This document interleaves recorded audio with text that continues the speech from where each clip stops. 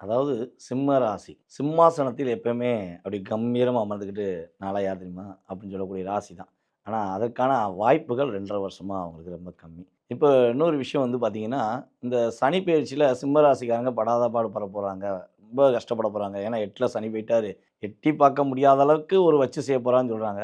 So நம்மளுடைய கிரக பயிற்சி மூலமா நம்ம அறிஞ்ச ஜோதிட ரீதியான உண்மை என்னன்னா, சிம்ம ராசிக்கு இனிமே சிறப்பா இருக்கும். பொருளாதார நிலையில நல்ல ஒரு மாற்றம் ஏற்பட போகுது. குருவின் அனுகூலம் ரொம்ப சூப்பரா இருக்கு. குரு பகவான் வந்து பார்த்தீங்கன்னா, 11ஆம் இடத்திலிருந்து அமர்ந்து சிம்ம ராசிக்காரங்க முடியாது அப்படிங்கிற சூழ்நிலைய குடுத்த விஷயங்கள எல்லாம் மாத்தி அமைக்க போறாரு. இனிமே உன்னால எல்லாம் முடியும். நான் இருக்கேன். நீ கவலைப்படாதன்னு 11ஆம் இடத்திலிருந்து நல்ல ஒரு மாற்றத்தை கொடுக்கக்கூடிய விஷயங்களை உங்களுக்கு குரு பகவான் நிகழ்த்துறார். அதேபோல குழந்தை பாக்கியத்துக்கு குடுக்கக்கூடிய ஆப்ஷனும் உண்டு.